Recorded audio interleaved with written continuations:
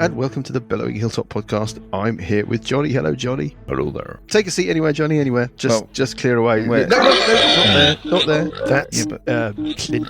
Just push him to one side. Yeah, okay. That's it. Fine. Okay. It's okay. Hang on, there's an old map down here. What's this? That's not an old map. That's for next time. No, you shouldn't be. Turn it upside down. Actually, no, don't turn it upside down. I wrote something about you on the back of it. Just push it under that cushion. There we go. Lovely. And we'll mop everything up later. Happy Star Wars Day. Is it? Yeah, it's May the 4th. Tell me you know that. You don't know that. Okay. Star Wars Day. I'm going to a thing this evening.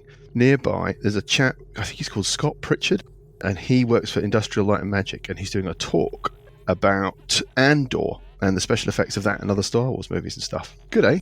Oh, right. I really liked Andor. Yeah, I loved Andor. Really good. I started watching it again, actually. It is terrific. Takes itself seriously, which is what I like about it. Yeah. So there we are. Yeah, so happy Star Wars Day. We're just kicking about in the command pod, just doing a bit of admin, but I thought maybe we should talk a little bit about, we've just been away on our grand gathering, a D&D weekend. We tend to play, obviously we don't play Worms, we play other stuff. What did you think? We played some Blade Runner. What did you think of Blade Runner? I thought it was really good. It's a brilliant one-off adventure, and I think Nico summarised it quite well, as that even though there wasn't much combat, there was a lot of dice rolling to try and succeed in various checks, which made it fun. Yeah. Rather than just role play where you just sit there and not do any dice rolling, there was lots of dice rolling, but there wasn't combat, because the combat is lethal, which I have a bit of an issue with. Yeah. But I think but that's the nature of the. I think I know what you mean. It depends on what you're looking for, but for a story to work of that kind, then combat has to be lethal. Do you see what I mean?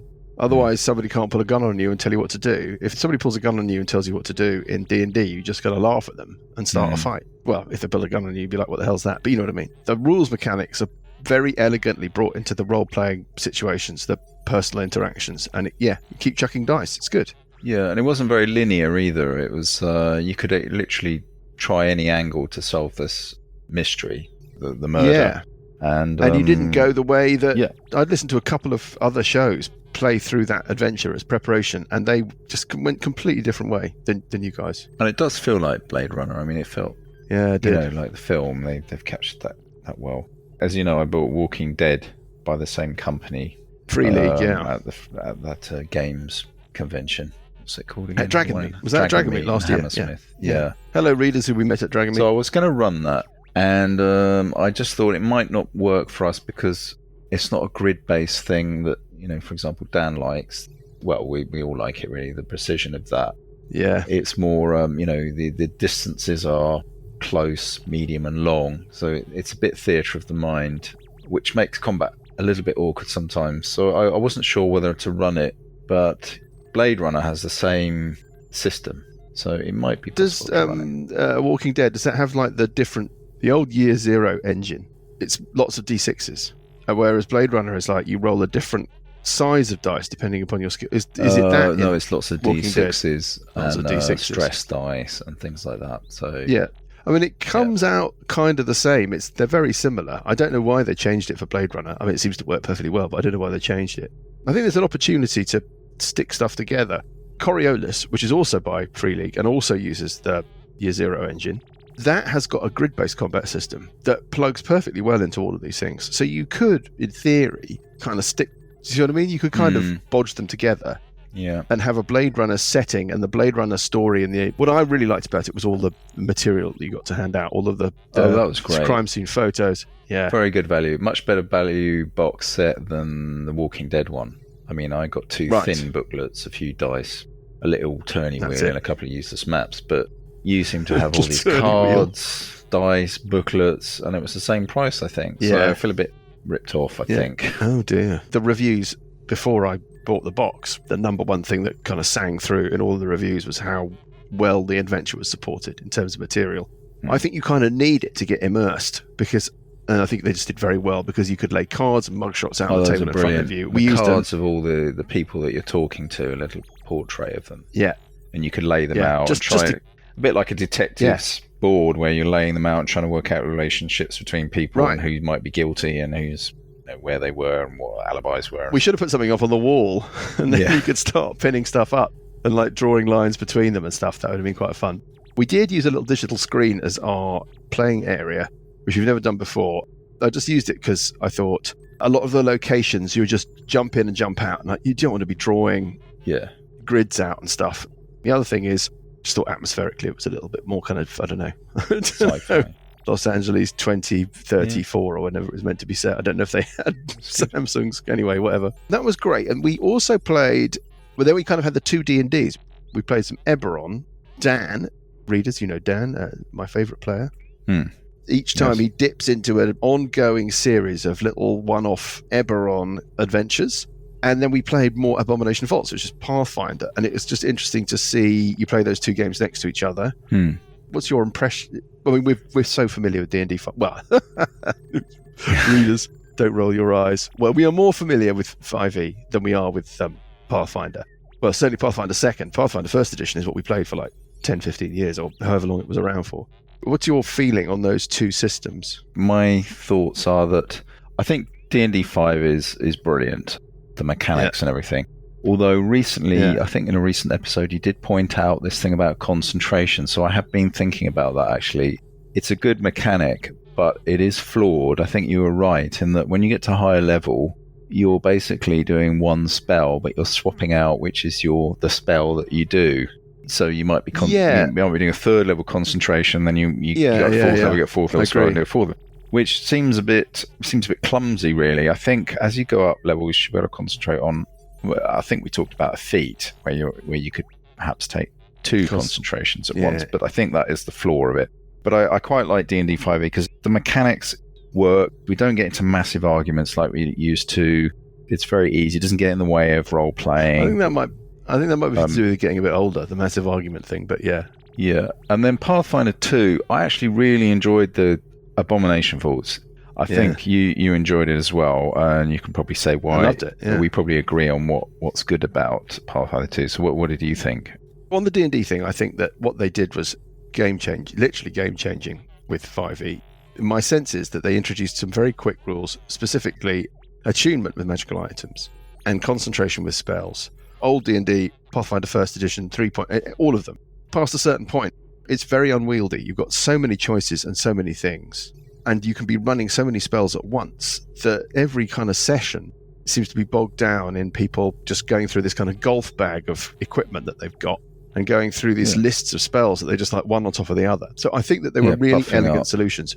We used to stand outside a room, outside the door, buffing up for 10 minutes before we went in. It got a bit silly. Most of the opponents that you meet, they're all doing the same thing. The stat block will say, Wooslow the Wise will cast this, and this. And do you know what I mean? And it's like... So they're buffing up as well. They're buffing up as well, and it's very complicated. So I think that was elegant. I think the issue, unfortunately, is that obviously something that simplifies everything, well, things are going to stay relative. I mean, that was the point. And actually, somewhere in the middle is probably closer to our tastes, I think. The other big thing with 5e, attacks of opportune fish, I understand the need for them, and I think they make combat more interesting and the positioning more interesting. But I remember thinking that in Pathfinder and 3.5, having to have a whole page in the rulebook of things that provoked an attack of opportunity means it's got out of hand. It's just too unwieldy because nobody can ever remember it. So you end endless discussions about whether or not, I don't know, drinking a potion or whatever it might be provokes an attack of opportunity. And that's exactly what you shouldn't be kind of spending all your time on. No. 5e was like, right, we'll have attacks of opportunity, but that's simplified. We're going to reduce the ridiculous magic item lists on people. We're going to reduce the craziness of all the buffs. And all of that stuff has really worked, and it's very, very playable, and you can get straight into it, and it's a great game for the newbie. But I do think it lacks some complexity, and I think the main thing for me that it lacks is jeopardy. It's just not dangerous enough for characters. Yeah. Pathfinder 2 has a very similar mechanic to 5e, in that you go to 0 hit points, you start making saves, but those saves get more difficult as you fail them. And the more times you get knocked down and start making those saves, the next time you do it, it becomes more dangerous. And it is more fiddly to administer, but the sense of... We lost a lot of characters. Put it this way, we lost a lot of characters. We pretty much had a TPK on the first night, and then we had a second party went in, and by the end of the third day of playing, it was just carnage. We were just picking people up off the floor and sticking them back in again, and it was just... Well, it is more crunchy. It is more interesting in combats, but The thing for me is that some of my dice rolls were at +7, +9. I'm only second level. And I had a dip into, I think, one of the Pathfinder Monster Manual things, Bestiary, and looked at one monster and it was attacking at +30 or +40 or something. I just thought, they haven't got the maths right. It's very elegant in 5e where you don't go up much and the dice roll still counts for a lot, whereas the Pathfinder, the dice roll gets less and less significant as you go up with the +30s, +40s, and it just seems to me that it's going to be okay at low level, but I think they're still going to have the same problem that we found with Pathfinder 1 when you get to higher level. You're 100% right. It's going to be a monster mathematic thing. The bounded accuracy thing in 5e was another super innovation. What I would say, though, is something that really came up, and I know it's not great for you because you don't seem to be very lucky when rolling dice, but in Pathfinder, the dice rolls mean more because of these different scales of success. In 5th edition, you can roll a 5 or you can roll a 12, and both of them are a miss. But in Pathfinder 2, you can roll a 12 and it's a miss. You can roll a 5 and it's like, that's a critical miss. Do you see what I mean? Or a critical fail. Yeah. And so bad dice rolls really, really punish you. And good dice rolls can really swing things suddenly, like really game-changing. And they have made it very swingy, I notice. No. Lots of effects on criticals. It adds more colour. It adds a lot more colour and interest. But I still think they've got the maths wrong. They still need to sort that out. Yeah. Personally, I think my inclination is to probably, I don't know, obviously we wouldn't move worms to it because it's just no way. But if I was next to pick up a book and think about writing or running a D&D style game, I think I'd probably try Pathfinder 2 next. Yeah, but no, me too. I'd like to. With the caveat that you're right, by 15th level, you may just want to put the whole thing in the bin and just set fire to the whole thing because it's just too complicated. Oh, well, there we are. Graham is a very merciless DM.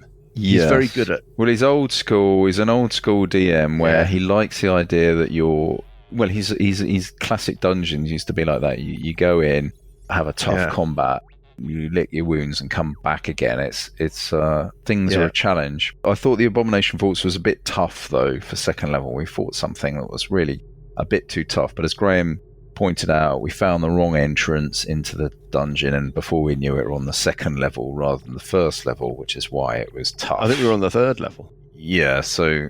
Spoiler alert, but the room with the ghouls and the blue column of light, I mean, that absolutely kicked our whatevers. And that was third level. But the room with the worm, that was a second level encounter for second level characters. He thought it was meant to be tough, that absolutely literally killed us all, apart from the cleric. Yeah. This is a D&D role-playing game philosophy question, which is, do you have challenges out there that the characters at the level they're at are not meant to be able to face? Well, Pota was like that.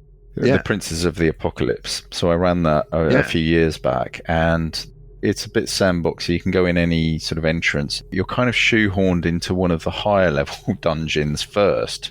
Yes. And that's what you did. And you're all moaning about how tough it was and that I was being, it was too difficult. But that was way, way too high for your level. And I didn't want to point that out. And you didn't seem to get it, but you just kept at it. And actually you managed to get through it in the end. But it was tough, and you lost a couple of characters.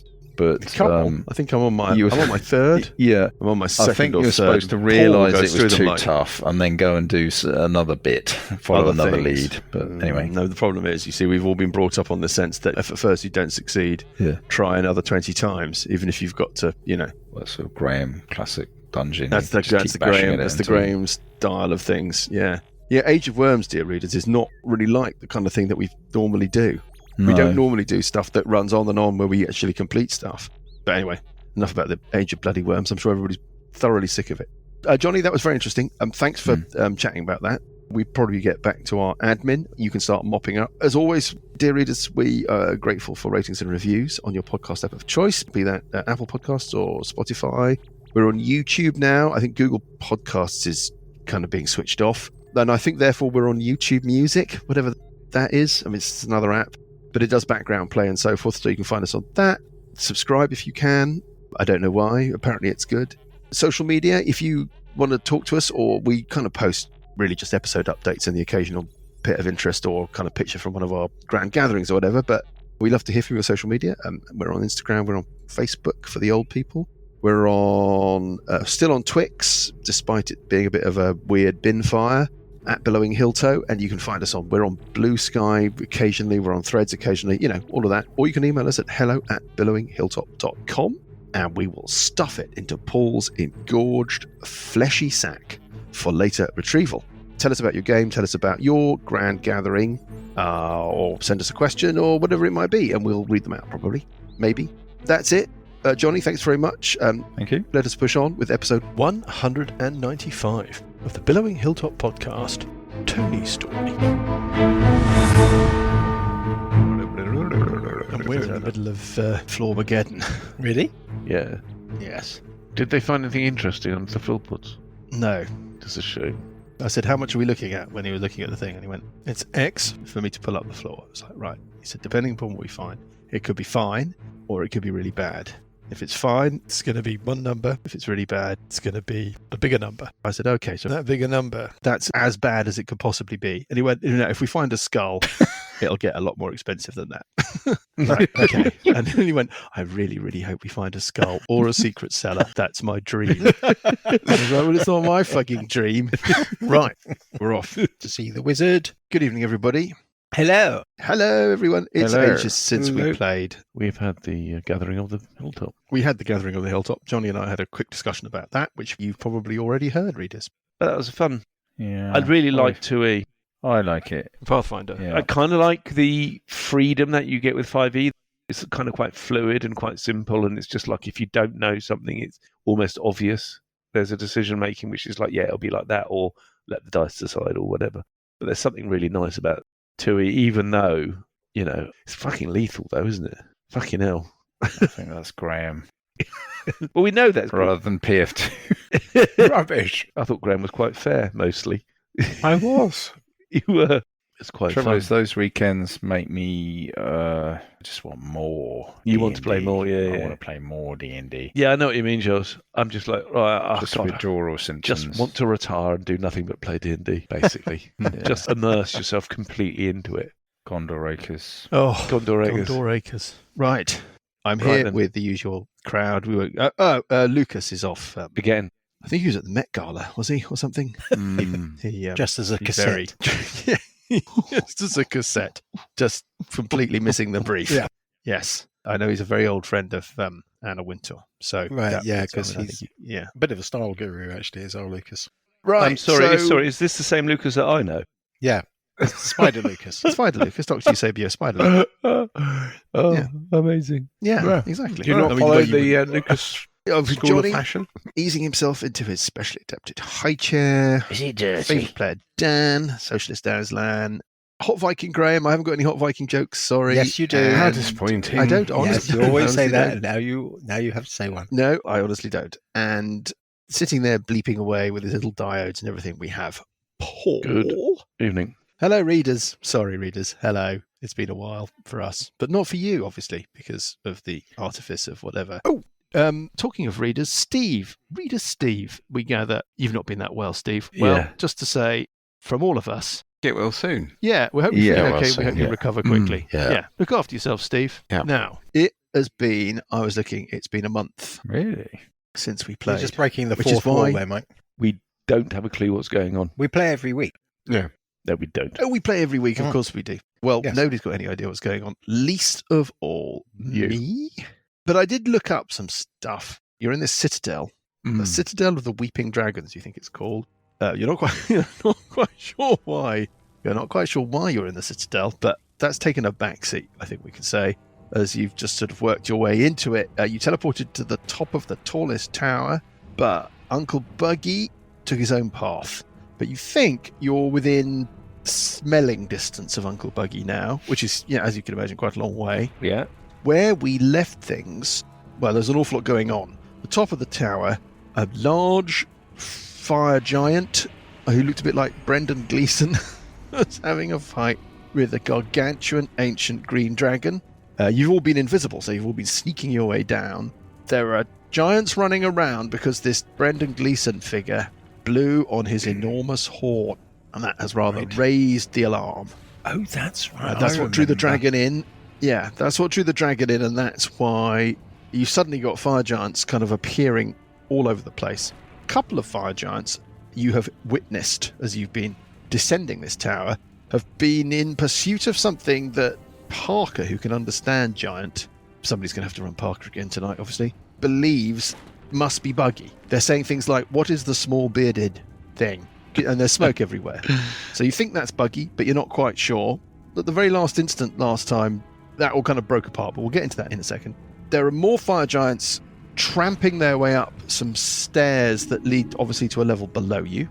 And then we've got Scaly, Sessions, Parker and Burple standing in a hall which is decorated with dragon paraphernalia, dragon heads on the walls, that kind of thing. The last things that happened, kind of in order, were that first of all, a cloud of smoke started running up the corridor towards you, leaving behind the two giants that were shouting about the small bearded monster. And the other thing that happened was that Burple, bored of being invisible and desperate to finally use his Dominate Monster spell, has cast Dominate Monster on the front fire giant running up the stairs towards you. Yes. That is where we left things. There's a couple of things that... You've just missed out a small detail, haven't you? What's the detail? By changing concentration spells, none of us are now invisible. Yeah. I think everybody becomes visible. Everybody becomes visible, including Dick in the Wind, Scaly. Yes, Scaly has obviously been exposed. He's always being exposed. O'Toole is exposed. O'Toole. Parker, I mean, there are some other details which we aren't going to get into. You've been searching around on this level and you think you found some doors that must lead to somewhere outside the keep. You're not quite sure what's going on there. You all become visible. That's the first thing that happens when Burple casts his spell. The other question with Burple and casting the spell was whether or not fire giants speak common. Well, I've had a bit of a look and a bit of a think, and it doesn't matter. It just is you attempt to beguile a creature that you can see within range. Doesn't say anything about having to be able to speak the same language, and there are other charm spells which do specify that you need to be able to communicate in the language, which therefore tells me, because of the rules of exceptions and so forth, that it's not important. You could charm, I don't know, a purple worm or something with like 0 intelligence. So I don't think language is a factor. In any case, I think I would say that they must speak common because Brendan Gleeson has been shouting in common and they must therefore be able to understand him. So what we need to do is resolve the saving throw for this front giant. Yes, indeed. Wisdom save, DC 17. Yes. Well, obviously, I know that you're going to save it, but, got to cast a spell. Well, you never know. You never know. He's not got, like, an amazing wisdom save. But you've got the blue dice of power. It doesn't need an amazing wisdom save. You're going to save. Just got to be a bit more positive. His wisdom save is +2. Positive, it's got nothing Let's to share do that with with you now. Okay, so there's a 1 in 4 chance that he saves. He needs a 15. Yeah, okay. His name is Tony Crostini, in fact. Here we go. Rolling the d20, getting a 2. Oh, amazing. You see, what we did was we dominated. Bluffed. Let's have a look at Dominate Monster spell. Well, I can take total and precise control of the target with an action, or I can issue telepathic commands to it. Yes, so ones. We're going to say that obviously you've not got an action now. It doesn't say anything about you can command it straight away. I had a quick kind of zip through before. So you can, for free, you can get it to do simple things. Like attack that creature, run over there, fetch that object to the examples. Stop running towards Scaly. That kind of thing. Yeah, stop. You could obviously... It does say you can use this telepathic link to issue commands to the creature while you are conscious. No action required. Ooh. Yes, which does its best to obey. You can specify a simple and general course of action, such as attack that creature, run over there, or fetch that object. If the creature completes the order and doesn't receive blah, blah, blah, and then it says you can use your action to take total and precise control of the target. Until the end of your next turn, the creature takes only the actions you choose, doesn't do anything that you don't allow it to do. During this time, you can also cause the creature to use a reaction. By precise control, I think you could literally tell it what to say, what to do. Yeah. Well, I want to say convince them we're friendly. Or convince your colleagues we're friendly. Oh, okay. Nice. Is that a simple and general course of action? It's certainly general. But surely it comes down to dice rolling. It comes down to his persuade over there. Convince them we're friendly. We aren't going to get George Perrotts on this. I think... Or tell your friends we're friendly. Yeah, tell your friends we're friendly, I think is fine. In which case, it shouts something in Giant, and we will kind of get to what that does in a moment. Until we get to what that does, kicking off the new round, rather having to gamble a little what's about to happen, is on 21, Scaly Tool. What do you want to do? I'm going to say this thing has put its hand up to kind of halt the giant that is running behind it, and has shouted something in giant and is slowing its pace. Scaly O'Toole is just going to casually walk around the corner. Away from it. Away from it. He's just going to casually, he's going to just about wave at it and just kind of like a thumbs up sign and walk around the corner. You describe it as a saunter? A saunter. A casual saunter. Okay. Hand up. All right.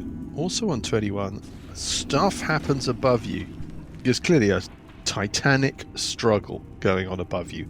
You hear the DM roll a d6.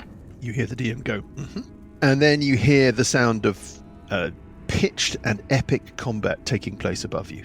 On 17, it's Sessions. Sessions, you're near a door that you think, from listening to it, sounds like it leads to the outside world. You've got Scaly, Parker, and Burple ranked up next to you, and these giants are round the corners to your left and round the corners to your right, so far as you can tell. What are we trying to do, guys? I think we want them to go and fight the green dragon. Yeah.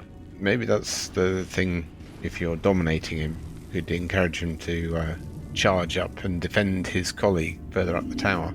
Well, that I don't really have an action to do anything. He's kind of had his rounds. I will do when it comes around to my round, but the problem is if he takes damage, he gets another save. So we kind of want him to send his friends up to defend the green dragon rather than him do it himself.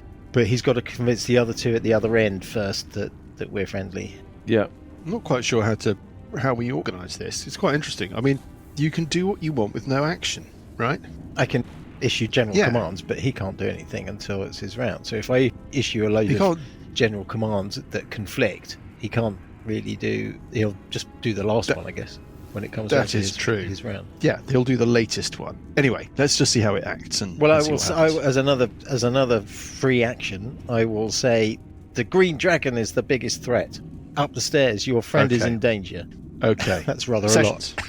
That's quite a lot. Yeah, but don't worry, we'll just see how much of it gets through. I'll be reasonable. Fly over into the corner of the room that's sort of most out of the way, up to the ceiling, and up in the cobwebs, little buddy. Up in the cobwebs, and wait and see what happens. Well, what happens is it's their turn. Yeah. This giant, Tony, stomps up towards you, Burple, and shouts something else in giant. Another giant stomps up behind it. That second giant looks not skeptical, but puzzled. The second thing that happens is that a giant emerges from... So there's half movement in the smoke if he's going down the end of the corridor with me, with the smoke. He's going to stomp towards his mate. His mate has said, these people are friendly. They're on our side. Don't attack.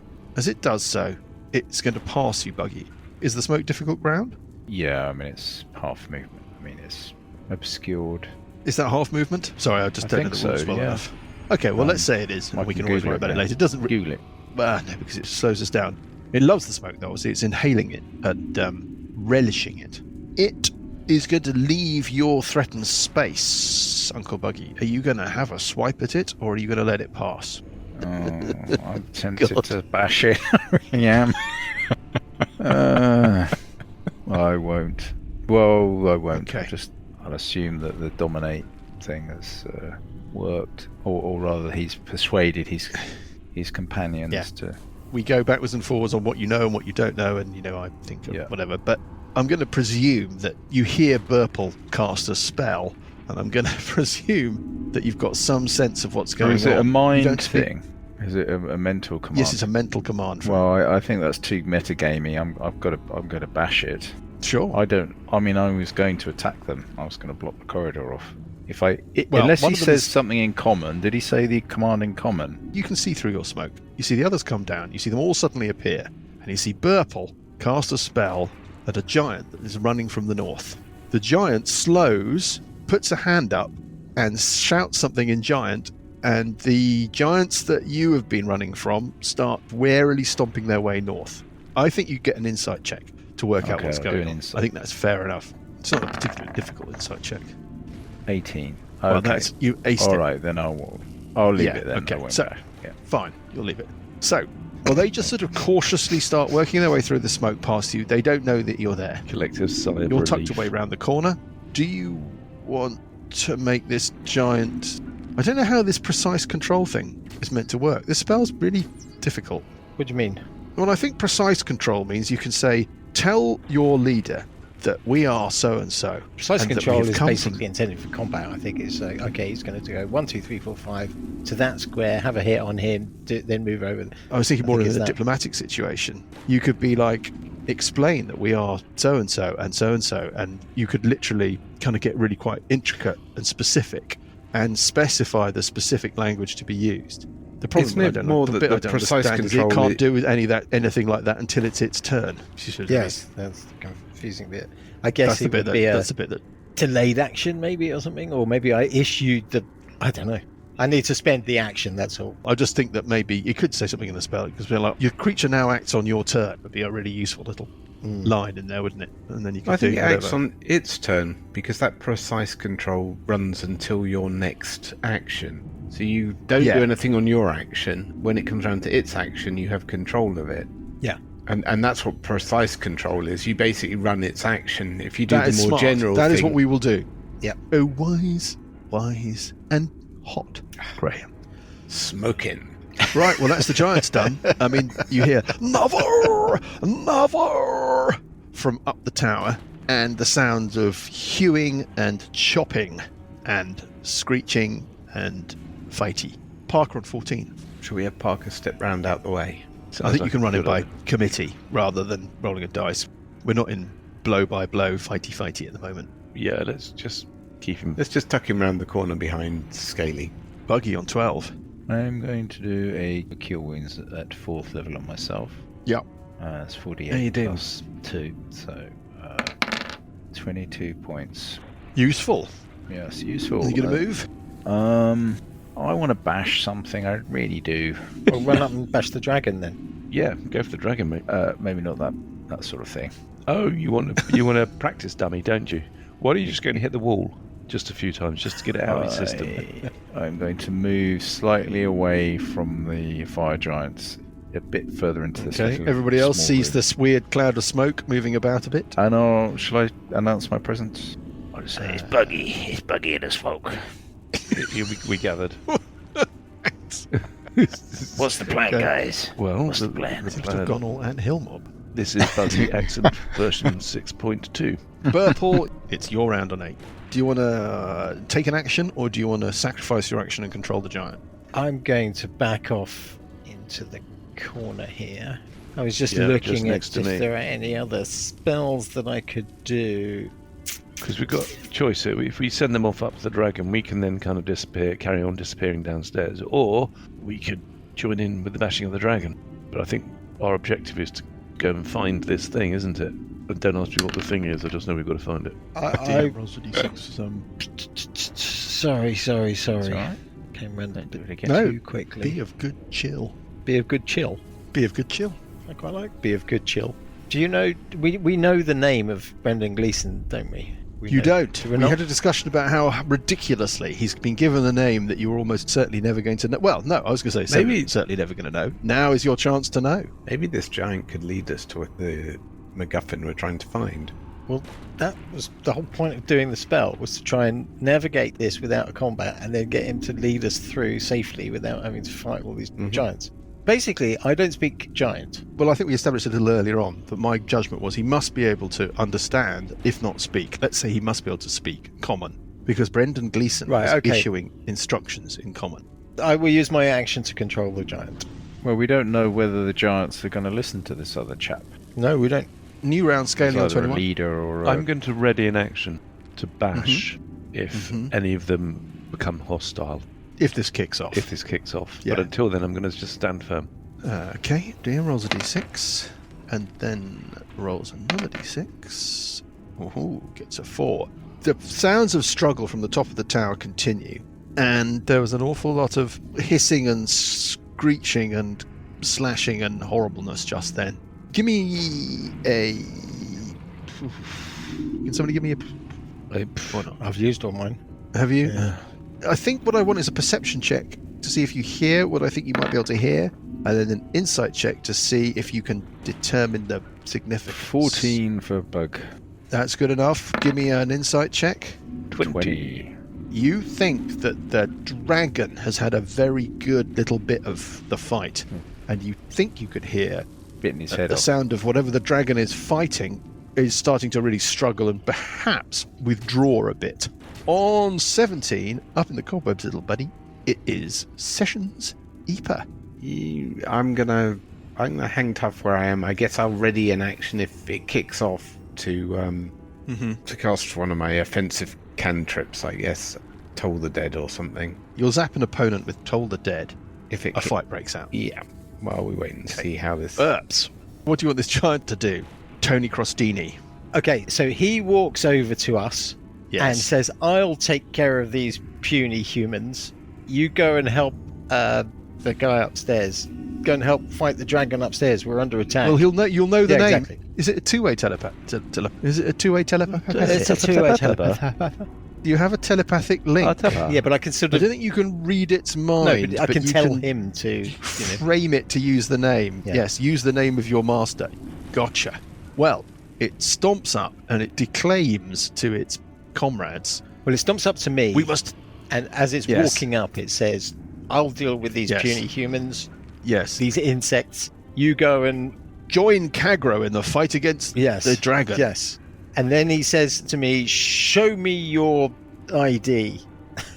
What? Okay. Oh, Fine. okay. Right. Well, That was an interesting that's an addition. extremely strange thing for him to be doing.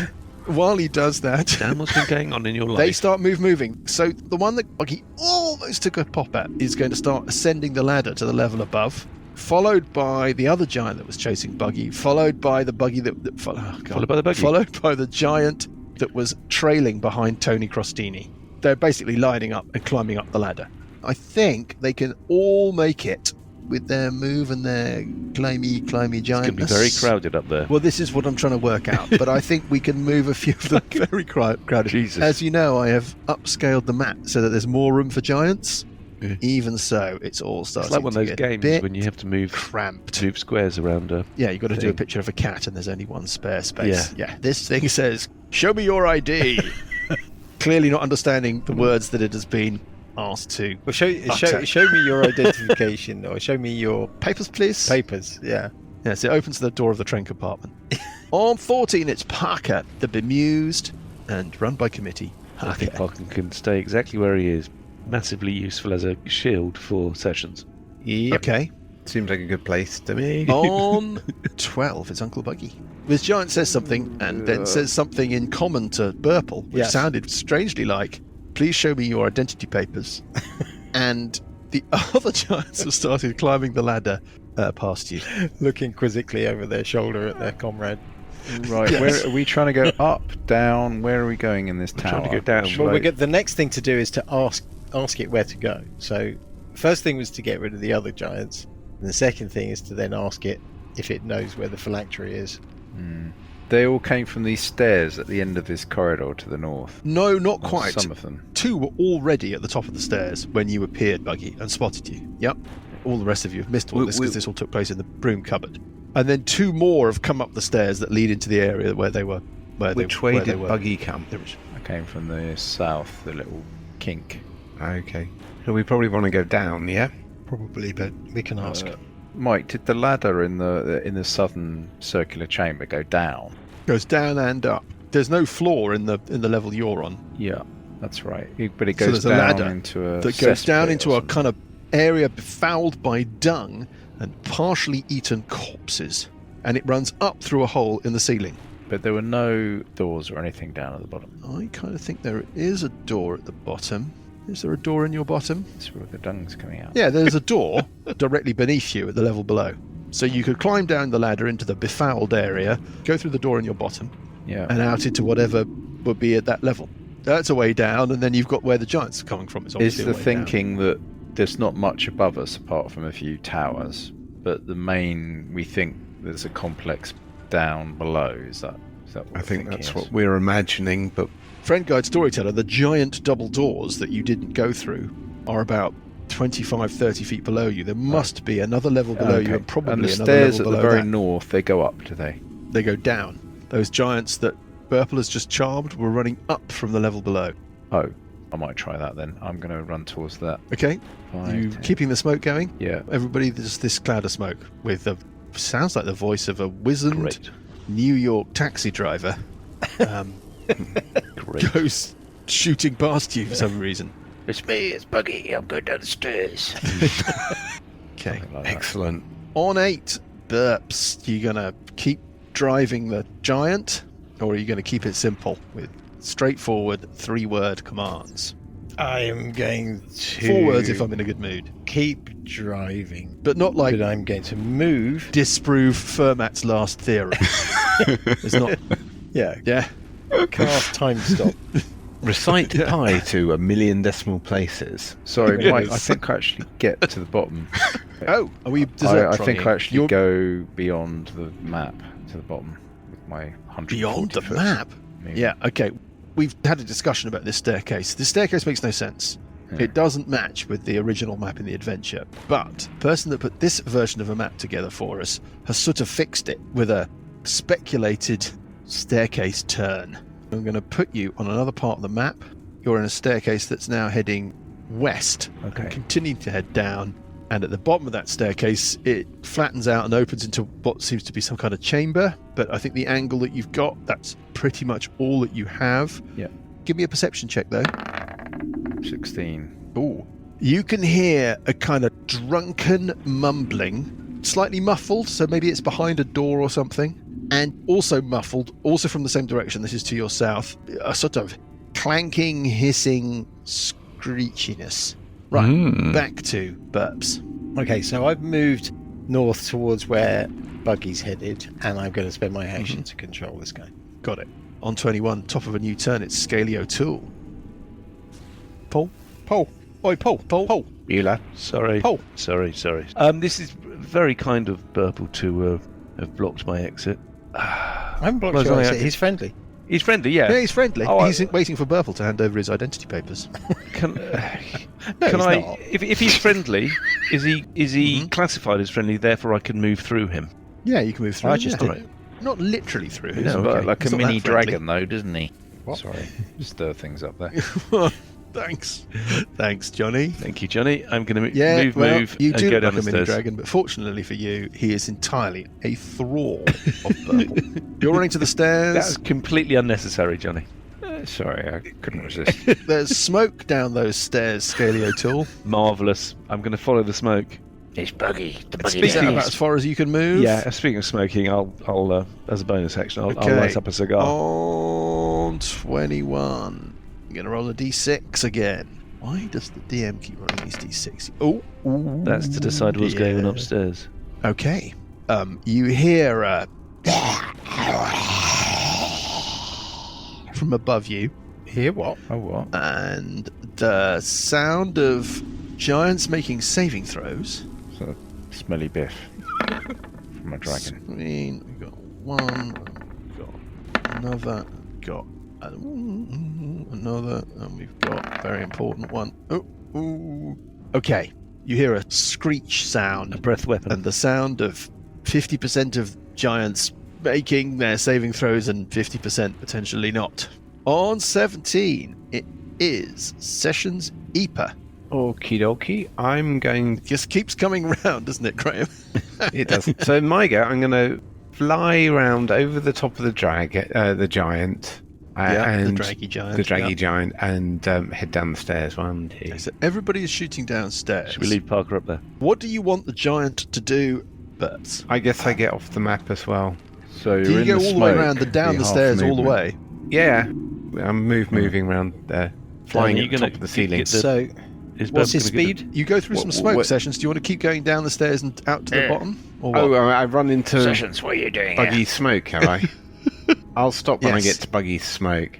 What are you As I doing here, can't see Sessions? through it. well, Who is that you, we're Buggy? being, That's me, the yeah, round Buggy. thing is it's all got rather fluid, the round thing. But somebody can sponge that up later. I've lost track. It's my round. What's his speed? Who's speed? What's whose speed? The giant. 30 feet. So Okay. just So- like a normal hume. So it moves up behind me, and I say, tell me, do you know of a place where we might find something valuable here? What are you protecting? We protect the vault, it says in common. And where's the vault? It is below, but only Kagro may enter. We are forbidden. Kagro. Don't know why Tony Crostini has Who's Kagro? got this weird new voice, but we'll use it. Go with it. Kagro is my master. Upstairs. The guy upstairs. Right. So you did get to learn his name. After all, If we wanted to go to the vault, which way is it?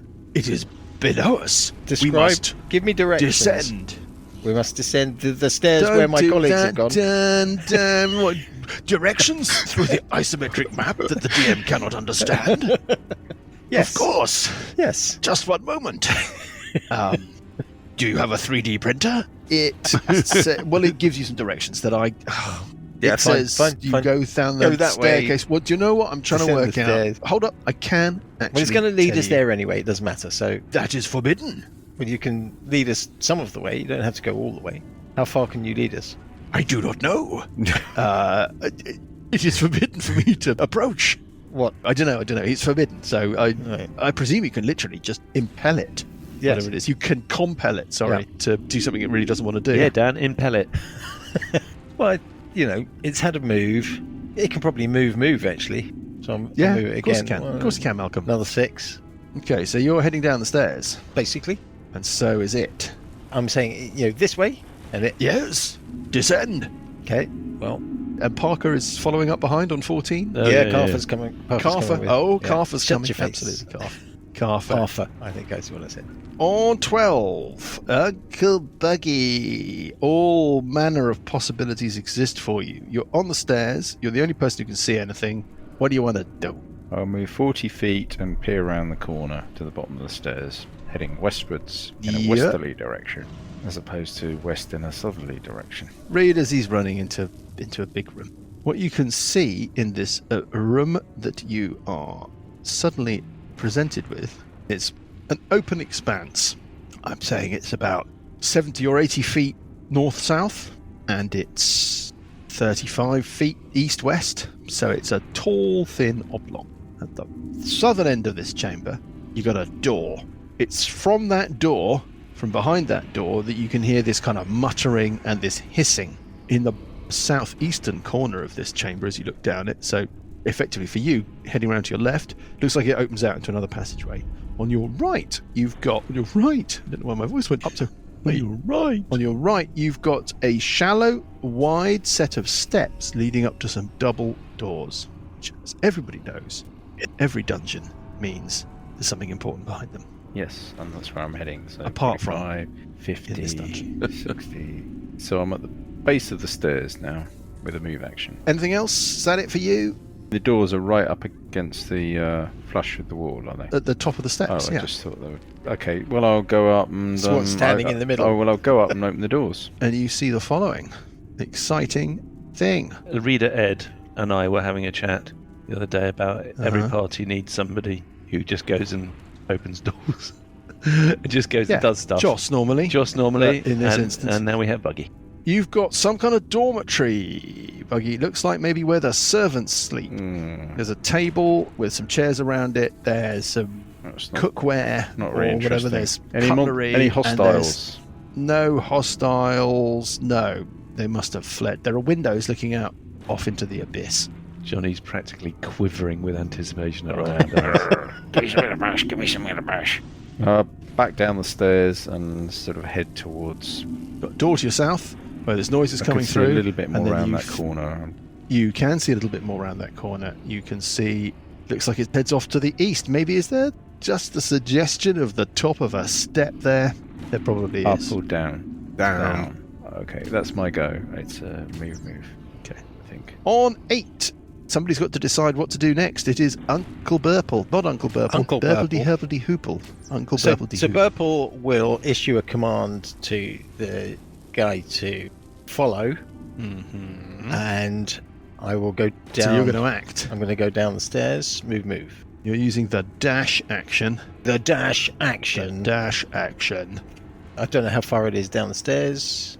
Well, it's 20 feet down, and then a landing, and another 20 feet, and then you're at the And next it's up. difficult ground, so it's basically 80 feet Yeah. down. And then I've got another 80, so 10, 20, Let's not 30, worry about 40, this too much. 50, 60, 70, that'll do. Right. What's around the corner there? How close do you want Tony Crostini? Well, he can to... move. I mean, he'll be 20 foot behind me. Okay, so you can see stairs going down is what you can see into And I'll say this way? parts unknown. Yes, but forbidden is what he says. Okay. Only Kagro may go. Okay. New turn on 21. It's Scaly O'Toole. Yeah, Skelly O'Toole Following. seems to have disappeared off the maps. Yeah, well, because we decided we just can't be bothered with him anymore. Well, Scaly O'Toole is being moved over to the new map, Okay. where you will see him magically appear. Well, a move moves. Yeah. I'm taking that the stairs are difficult ground, so a move takes him just kind of into the chamber. You can see a giant. A bit of a giant You and think some must smoke. be Tony Crostini, And I can and you can see a cloud of smoke. a cloud of pointless smoke. Yep. Cloud of point of smoke. On 21, there's been some thundering and movement above you, but of course it's becoming increasingly remote from you. Yep. Uh-huh. Ooh-hoo. Okay. Gonna get along. Well, without you're you not sure what's now. going on. You're getting increasingly distant. Uh-huh. But Parker, who's been left behind, thinks he can hear the sound of rapidly approaching, thundering creatures. Yeah, they've I mean, just the worked out you not don't the- need to show ID papers. You're not. It's just- Hang on a minute. It's the sound of big things approaching at speed. Difficult to characterize it, but if I had to pick a word, I would pick the word retreating. On 17, on the stairs, it is Sessions Wait a Epa. minute. We've left Parker upstairs. Is Parker coming would follow. down with us? Parker's on 14. Okay. Okay, Sessions will fly around over the top of the smoke clouds to where Burple is. Also on 17, it's giants. There's more thundering, and giants start to appear. Heading back down the ladder again, some of them seem to be coughing. They seem to be damaged and unhappy. That's what's happening with the giants. They're saying things in giantish that Parker can understand. It's, close the hatches! Close the hatches! Parker can see that giants are tumbling down from above, and Parker can also hear the slam of hatches. So your guess is that decision has been made that maybe fighting the dragon was a very, very bad idea, and that hiding from the dragon Don't say. was a really good idea. On 14, it's Parker. Parker legs Parker- it down the stairs. Bottles it down the stairs. Parker moves faster than anybody and doesn't have to worry about difficult ground. He can run down the walls, can't he? Yeah. Yeah. Where would you like Parker to be? Just put him anywhere. Let's That'll put him do. with Burple and Sessions. Right down in the corner, looking down this corridor to the east, with stairs descending at the end of it. Yep. Yup. We're zooming round. Uncle Buggy on 12. I'll move up to the door with a sleeping giant or a drunk giant behind it. The in the mumbling, southern part of the room. drunken murmuring, and yep. So I'm moving up, interact with an object, open the door. Are we inside up. your cloud of smoke? Temporarily. Okay, I might do a dispel magic, or I might just, attack you. Well, you can try, but you can't see me, and Don't it's need from- to see you. Issue from a magical item. Don't need you to dispel it. Just need to dominate you. This is good tempered. Don't like this smoke. It's rude. Well, I don't like you dominating monsters. I want to bash them. I'll go and bash another I think one. there are plenty behind us that I'm you going can to bash bash. this one behind the door as soon as the door's open. Yes, the door swings open. Uncle Buggy, nobody else can see as you open the door. So let's just pop into the broom cupboard. Well, if it's just a simple description of a sleeping giant or whatever, then I'll just relay that directly. But if it's like a room full of treasure, then Right. Well, I don't think it doesn't really fall into either of those neat categories. okay, we're broom covered then. Broom cupboard then. Okay. See you in a bit, chaps. See you in a bit. Maybe. Hello. Hello. Uncle Buggy. The door swings open into a cavernous hall, dimly lit by two windows in the western wall, so they must look out over the abyss. There's a heavy iron pot of glowing coals hanging from the ceiling beams above. This pot is swaying slightly, casting weird shadows around you and throughout the room. There is a stone table in the center of the room with 6 giant-sized chairs surrounding it. And as you swing open the door and you take in this scene, you hear a roar. Looking up in confusion, sitting at one end of the table, there's a scowling, horribly scarred fire giant. It looks inebriated and angry. It's covered in acidic burn scars, and prompted by the door opening and smoke piling into the room, it draws this giant flaming battle axe and stands and roars in fury. And as it does so, on the other side of the chamber, the far end of the chamber, leaping from an alcove, there is a 12-headed hydra with flaming breath. Shit. And we will find out quite how much trouble you're in. Bloody and if hell. you've just dragged all your allies into an awful combat to the death when we pick things up next week. Might close the door. Nothing to see here. Well, we need to go and break the news to the others, I suppose. Nice.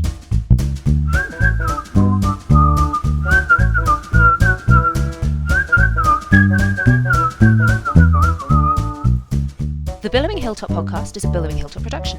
Dungeons & Dragons is a trademark of Wizards of the Coast. Kings of the Rift and Age of Worms are copyright Paizo. Kings of the Rift was written by Greg A. Vaughan. Music is from Kevin MacLeod and Incompetech.com and is used with thanks under the Creative Commons license. Additional music and sound effects come from the wonderful Sirenscape. All other original material is copyright Billowing Hilltop. Role-playing games are all about getting people together, and we use Roll20 as our tabletop, the perfect place to host your game, and Discord to host our chat. Thanks for listening.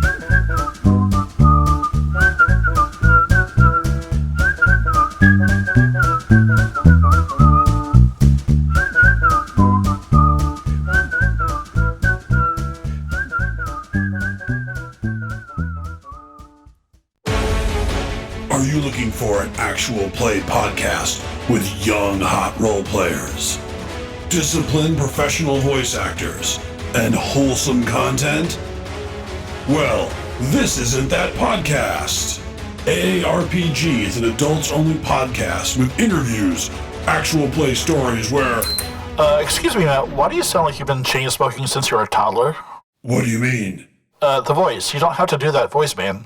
I don't? Nah, just tell them that we're a group of old friends who like to get together, hang out, play lots of different types of games, and we want them to feel like they're sitting at the table with us. And they can find us just by searching for the AARPG podcast on their favorite podcatcher and at the AARPGs on YouTube.